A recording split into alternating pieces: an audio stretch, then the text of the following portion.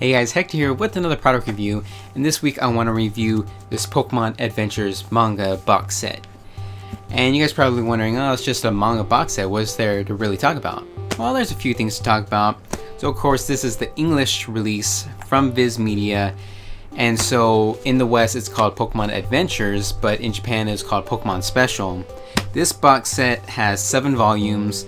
The first 3 volumes is its own story with red, blue, and green. And then the next 4 volumes is kind of the story with yellow, and I believe red's in there. I haven't read the next 4 volumes just yet. I just know it kind of focuses on yellow, I believe. So this 7 volumes box set, the box isn't really much of a box. It's like really thin cardboard sort of.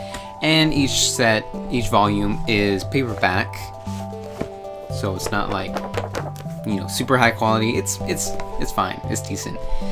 And it is, all volumes are read right to left, so you start off on this side, and on this side read right to left, top to bottom, right page, then left page. And it does say it comes with a collectible poster, but this is the collectible poster. It is incredibly small. For reference, this is a normal Blu-ray case, and look, it's pretty small poster. I don't even think you can really consider this a poster. I mean, there should be a size limit to what a poster and what's just like a little pamphlet or insert or something.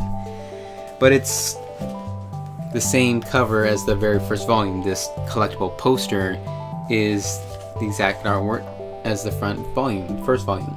One of the things I wanted to talk about was the weird way that they named the characters. So, in Japan, even with Pokemon Origins, the main character is red, and the rival, which is Professor Oak's grandson, is green. That's how it was in Japan for Pokemon Origins and the Pokemon manga.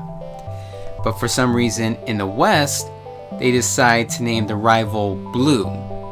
And that kind of makes sense, of course, because in Japan, the video games started with green and then it went with red. I think it started with red and green, and then I think it went to yellow. I don't think blue ever released in Japan. I could be wrong, but of course in the West it started with red and blue. Green never really released. Then it went to yellow, and then when they remade it with fire red, and then they included leaf green, so there wasn't any like water blue or whatever. So with Pokemon Origins, it kind of makes sense, red and blue instead of red and green. That's fine. But in the Pokemon manga, there's actually another character named Blue in Japan. So there's the main character red, his rival, which is Professor Oak's grandson, which is green, and then a female character named Blue. So there's red, green, and blue. So when they translated it into English, they had to switch the rival's name to Blue, and then they ended up naming the female character's name. They named her Green. So they switched those characters' names, and it's kind of stupid.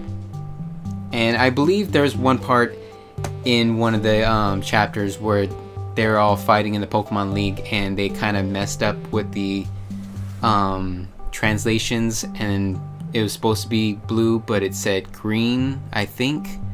I don't remember entirely. And there was another censorship thing where the female character like ripped off her shirt, and she had 2 Pokeballs hidden where her, you know, her breast should be. They completely removed that from the English version, although they still kept some of the violent parts where they fought in Pokemon Tower, and then they ended up killing these. Well, they didn't really kill the Pokemon. The Pokemon were already dead, and they were just kind of revived by psychic Pokemon or whatnot. And so when they killed them, they were just fell apart. They still kept all that, you know, gruesome stuff in there, but then they took out the little sexualized sort of stuff for some reason. I don't know. And also, I did see one part in the 4th volume, I believe it was, or it might have been the end of the 3rd volume. Yeah, it's the beginning of the 4th volume. Right at the very beginning of the volume, it says Vermilion City Gym Leader Lieutenant Surge, and it shows a picture of Brock. Fuchsia City Gym Leader Koga, and it shows a picture of Misty. Saffron City gym leader Sabrina, and it shows a picture of Erica, and Viridian City gym leader Giovanni, and it shows a picture of Blaine. So yeah, that's kind of weird and messed up, but I wonder if it does tie into the story somewhere in the 4th volume, because I haven't read the 4th volume just yet.